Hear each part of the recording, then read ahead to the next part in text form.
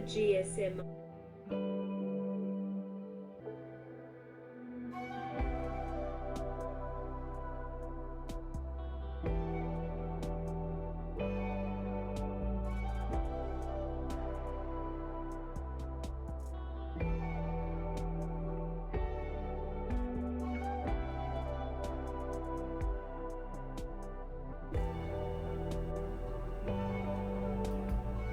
It can be schizotypal. I agree it's delimiting to some. I said to myself, touche, they say to know others is to... By Joseph Russell, not more than the chance of... I said to myself, I'm shouldn't on these medications. I agree it's delimiting. Touche, they say to know others is to love yourself.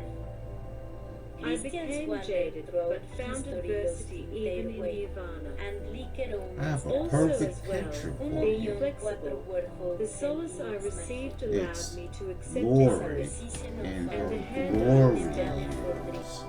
I chose to saunter up to She the table chose to again. send me her photo Not knowing my immediate future, I because was shy only of my approach to the friendship. lonely Funny I do let each go other and at let Christmas. go. My choices and dates were approved, and I had a lot to be thankful for sure.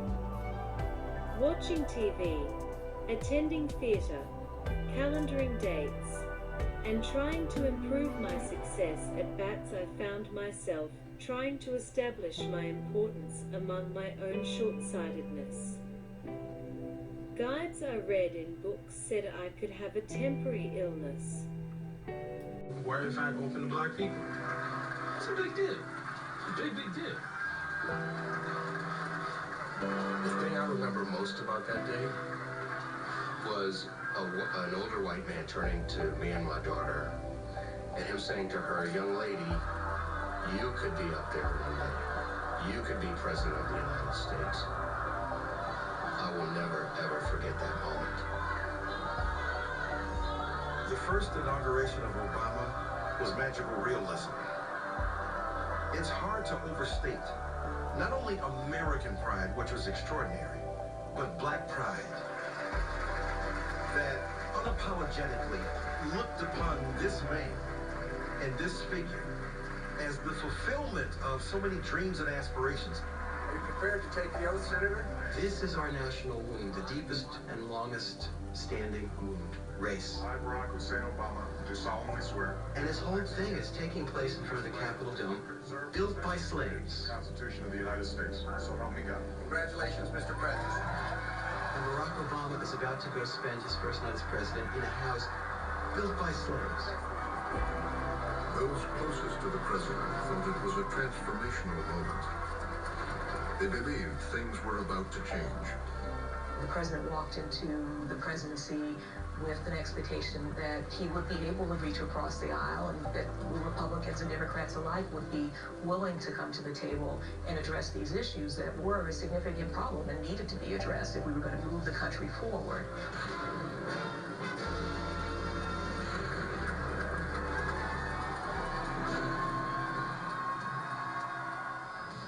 First couple to arrive at the neighborhood hall. Day full of events. 10, count of 10 official inaugural balls. That night in Washington, It's the official way. It's not of the... The first ever neighborhood ball open to the public. as the president celebrated, he had no idea that across town, new battle lines were being drawn.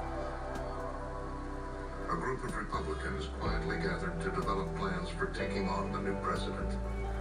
A meeting and dinner took place in the famous steakhouse in downtown Washington,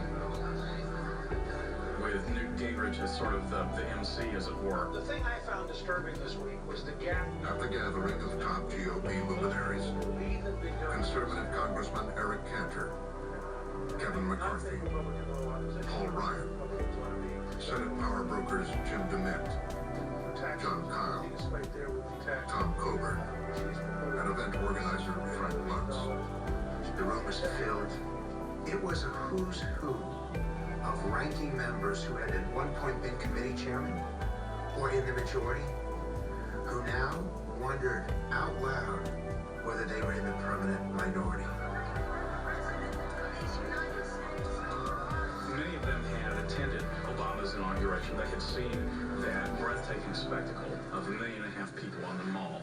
And it felt like a wholesale repudiation of the Republican Party. They walked into that dining room as depressed as I've seen any elected members of Congress. They lost every Senate seat they could lose. They lost all these House seats. The numbers were so great that they thought that they weren't coming back again, not for an election or two, but maybe a generation or two. They came and went. But as the night wore on, those who stayed began to talk about the future. 3 hours, some of the brightest minds in the Republican Party debated how to be relevant. The point I made was that we had to be prepared in the tradition of Wooden at UCLA to run a full court press, and we had to see how Obama behaved and to offer an alternative to what he wanted to do. The Republicans agreed on a tough new strategy to block the president, fight his agenda.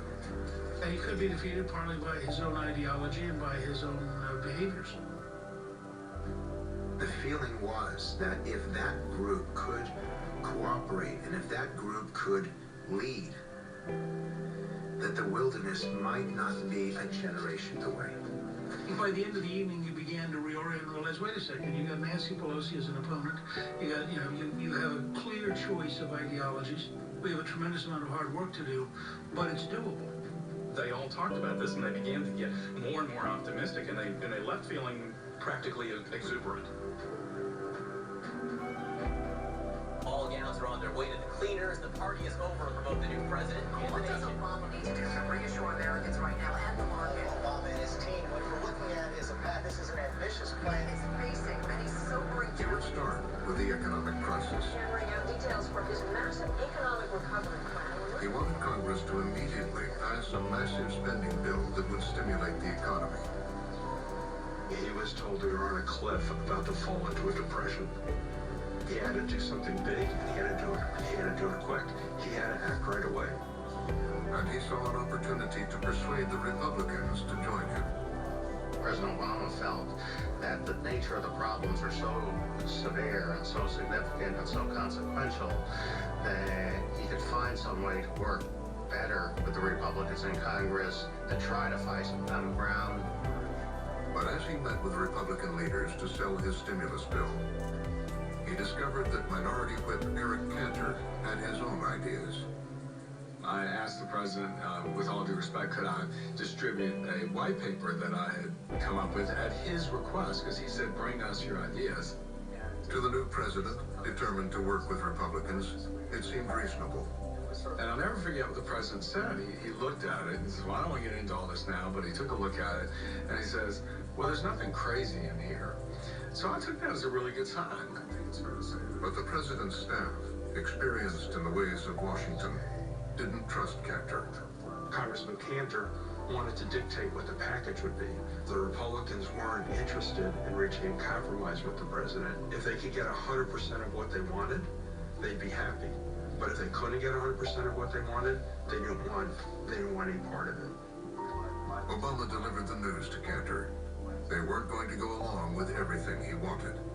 And we had an exchange, the president and I, and the president said, look, Eric, let me just tell you right up front, the elections have consequences, and I won, so we're going to do it my way.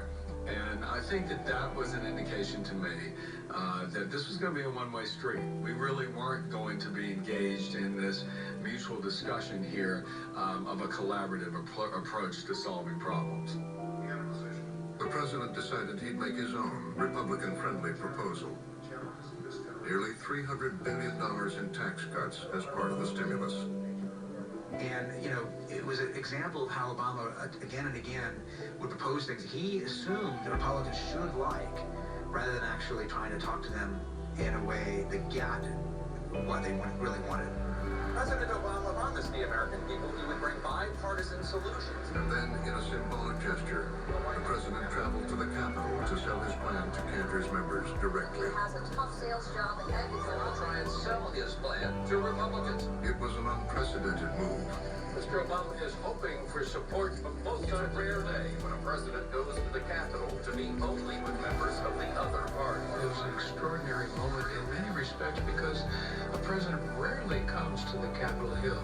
I'm going to demonstrate by my actions how much I want to find the kind of opportunities for consensus and common ground that were so essential to his agenda. He arrives there thinking they're all going to talk and come up with some kind of agreement. He's got all these tax cuts to offer them. The need to give them. He spoke extemporaneously about the stimulus. He walked us through it, probably 15 or 20 minutes, just his thought process and why he was advocating these policies. And then he opened it up for questions. The Republicans didn't want to be told what their beliefs were or how this proposal would meet their beliefs. And it was really during that Q&A as the members stepped forward and asked some pretty, I think, appropriate questions about the amount of money that we were spending, the debt that we'd be taking on. And I don't ever remember him saying, you know, okay, we'll take a look at that. It was more just defending his proposal as is. We said, you know what? They have summarily decided that we're not going to be a part of this, so we're going to oppose the bill. Obama came out empty-handed and had to face the waiting press corps. Hello, everybody.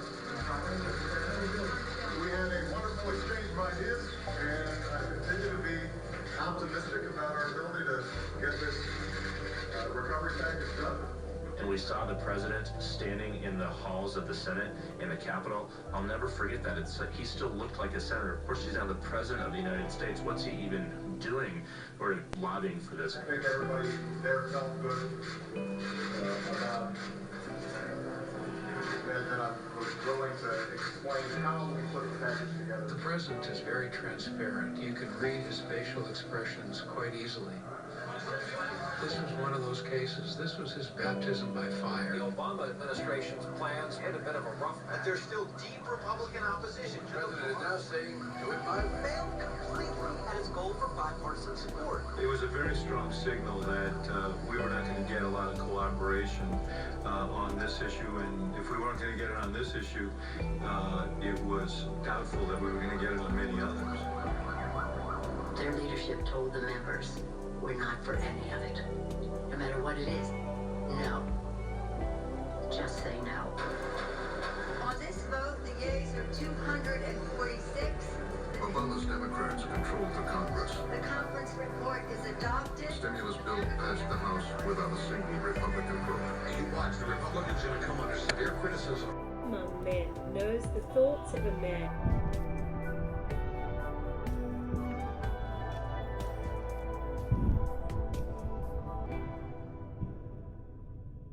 On these medications